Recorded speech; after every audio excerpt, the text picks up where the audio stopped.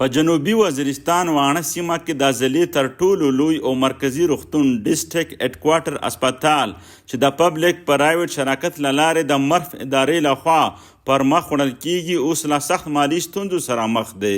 په دې یوازینی روغتون کې د ورځې په مخ په سلګونه خلک درملنه ترلاسه کوي. د روغتون چارواکو په وینا صوبایي حکومت لا تیرو 8 میاشتو راسې دوی ته فنډونه نه دي ورکړي.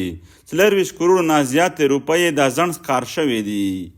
مانو محمد عارف ته زه ساوث وزیرستان ډي ایچ کیو اسپتال کې ونه مرف ارګنایزیشن سره شاته له درو کلو د خپل ډیوټي کوم او موږ کې پکې ګورنمنت ته دا اپیل دی چې موږ فنډ جلد از جلد ریلیز کی چې شاته 8 میاشتو نه موږ ته کم د اس فنډ د اسپتال ته نه جاری شوی.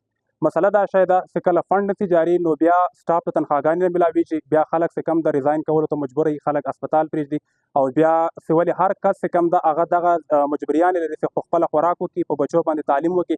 د اسپتال کارکوونکو په وینا دغه د جنګونو ځپلې دوی ضلعو کوز او برا جنوبي وزیرستان د لاکونو خلکو لپاره یوازینی روغتون دی چې هره ورځ پکې په زرګونو خلک علاج ترلاسه کوي.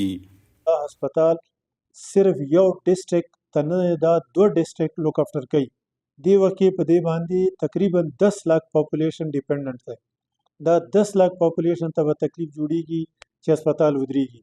نو زه به یو ځل بیا پر زور ریکویسټ او اپیل وکړم ټول واکدارانو، ټول سټیک هولډرز ته چې هسپتال بندېدو ته مه پرېږدئ، هسپتال ته فنډز ریلیز کړئ، په ټایم یې ریلیز کړئ چې تنخواګانې میلاو شي سټاف ته او د سپلایز او د مینټیننس دا روانې وي او هسپتال بند نشي. ګنې نو سټاف او وړې دمکۍ چوپې ډکې چوپې هغه ورکوي دمکۍ چې که فرض کا سیلریز میلاو نشوي نو کیدای شي هسپتال بند شي. دوی وایي د صوبایي حکومت لخوا فنډ نه ورکول د سیمې خلکو سره ښکاره حق تلفي ده. په کال 2022 کې د پاکستان تحریک انصاف، صوبایي حکومت او غیر دولتي ادارې مرف ترمنځ تړون شوی و چې دا اسپتال کې به روغتیا و خدمت د پی پی پی د لارې پر مخ وړل کیږي. زما نام هارون وزیر دی، زه په د آی ټي ډپارټمنټ کې چار کوم کنه.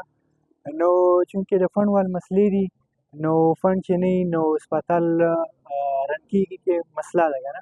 نو موږ کې پی ګورنمنټ ته دا ریکویسټ کوو کنه چې دوی د فنډ ډایرکټلی ریلیز کوو چې موږ کې خپل سرویسز دي چې هغه کنټینیو وساتي.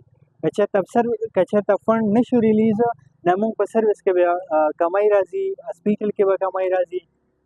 نو موږ خلک ته سرویس ورکول غواړو. نو چې سرویس ورکوي د هغې دپاره سیلري چې کوم دی، فنډ چې کوم دی د هغه څه بیسک دی، نو چې هغه موږ ته ریلیز شي نو موږ به سرویس یې کنټینیو. ځایي خلکو وایي چې د فنډونو ورکولو ذمهداري صوبایي حکومت پر غاړه اخیستې وه، خو د فنډونو د نه ورکولو له امله اسپتال کې روغتیا و خدمت اوس سخت اغیزمن شوی دی. د سیمې نه منتخب شوی MNA د ستونزو د حل ډډ ورکړی، خو تر اوسه د صوبایي حکومت لخوا کوم رسمي غبرګون نه دی څرګند شوی. نورعلي وزیر، سونو پښتونخوا، جنوبي وزیرستان، وانه.